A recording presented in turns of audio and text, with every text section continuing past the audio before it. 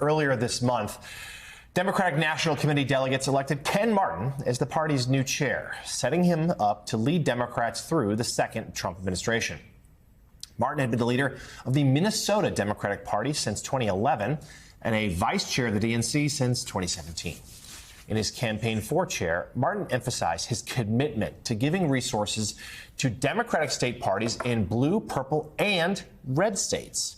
After winning the race, he also acknowledged the potentially combative nature of the job, stating this: "I've always viewed my role as a chair of the Democratic Party to take the low road so my candidates and elected officials can take the high road, meaning I'm going to throw a punch." DNC Chair Ken Martin joins us now. Today, he is kicking off his first official tour as chair, visiting Pennsylvania, Texas, Illinois, Wisconsin, and Missouri. Hopefully, he won't take a swing at us.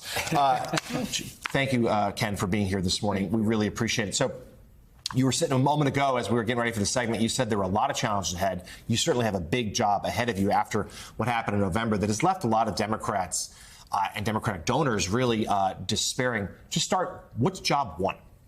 Right now, it's first off, it's tour that we're kicking off today, actually, which I'm really excited about. When I ran, I said, we need to get the DNC out of D.C. And someone said, well, what do you mean? You're moving the headquarters from D.C.? No, it's a mindset change. It's really focusing back on the states, building a 57-state party strategy up and down the ballot, contesting every race in all 3,244 of our counties. We have to be organizing everywhere, which is, by the way, the name of this tour. We're going to be talking with voters, with union members, with farmers, door knocking for candidates, holding listening sessions throughout those red, purple, and blue states that we're visiting this week. We need to get the DNC out of D.C., out of the Beltway, reconnecting our message back with voters. That's job number one, right? So many parts of our coalition left us this last election cycle, right? We know that, from Latino voters to working class households to young voters to women. You can go down the list. The only two groups that we overperformed with in the last election cycle were wealthy households and college-educated voters. That's a damning indictment on the Democratic Party. We got to do a better job. So that's why we're getting out there to these states this week to reconnect our message to the voters. Well, congratulations, Mr. Chairman. Thank you, Ref. And I'll check in a month to see if you're still happy that I congratulate you. But let me ask this. When you look at the fact that a lot of people complained that the Democrats were not punching back, that were not fighting, and that they were not feeling represented. When you say you're going to throw punches, which is welcomed by a lot of people that I talk to around the country, how do we throw punches that are effective without looking reckless at the same time and empower local candidates that may have to be throwing different punches? Well, it's a great question. And let me say this. In 2016, someone said to me, you know, the Republicans are shameless and the Democrats are spineless. The first thing we need to do is we need to stand up. If we're not willing to right now resist Donald Trump and J.D. Vance and Elon Musk when the stakes are so high for the American people, how in the hell are anyone in this country going to believe that we would stand up and fight for them if they put us back in power? We have to resist. Now, we can't just live in that space of perpetual resistance. We need to very strenuously resist Donald Trump, and I'll get to that in a moment. But we also need to give people a sense of who we are as Democrats, what we believe in, and what we're fighting for. But as it pertains to the resistance, look at what Democratic attorney generals are doing, like my friend Keith Ellison from Minnesota, right? They're leading the charge right now and taking on Donald Trump and J.D. Vance and Elon Musk through the courts, right? Our Democratic congressional members are using the power of their platform to move public sentiment against these cuts that we're seeing in the federal government right now. And it's local elected officials across the country right now who are giving hope to communities who are being ripped apart by this administration right now that they're going to be safe. Democrats are standing up. They're ready for this fight, and I'm happy to lead them. So, Mr. Chairman, on the idea of Donald Trump and what he's doing, we want to get your thoughts on a new poll from Marquette University Law School. It shows that some of Trump's policies, such as taking back the Panama Canal, pardoning January 6th defendants, and more, are seeing broad opposition. But others are finding some real support. 63% say they support the federal government only recognizing two sexes. 60% say they support deporting immigrants that are here illegally. And 59% say they favor declaring a national emergency due to migrant crossings at the southern border. Your fellow Democrat, House Minority Leader Hakeem Jeffries, was asked about that same poll yesterday. Let's all take a listen to his response. Is there anything you are seeing that Trump is doing that you are in favor of, that you think is the right thing? Let me say, as it relates to all of those issues, we're just at the beginning. And the core promise that Donald Trump made is that he's going to lower costs for everyday Americans. In fact, we were told that grocery prices would go down on day one, on January 20th. Costs aren't lower. In fact, costs are increasing.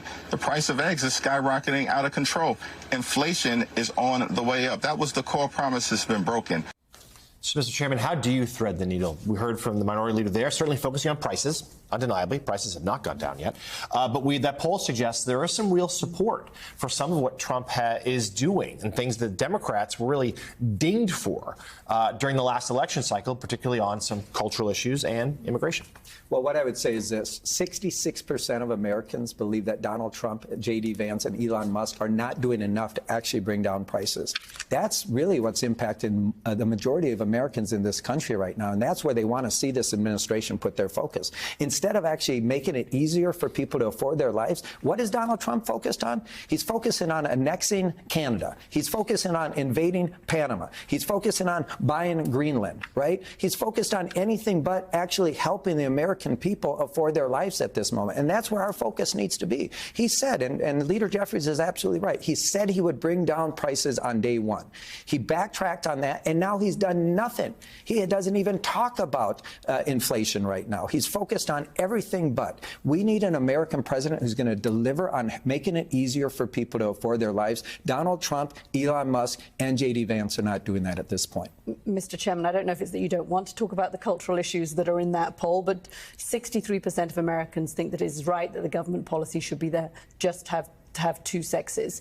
Do you think U.S. government policy should be that there are just two sexes in the country? It's not up to me to decide what U.S. policy should be. But what I will tell you is that what people are focused on is their day-to-day lives, the kitchen table issues that impact their families. And that's where I think Democrats... So you don't think there's anything in this poll that gives Democrats cause for concern about whether it was gender issues, whether it was immigration, that Donald Trump has something right and that Democrats got something wrong on where the American people are?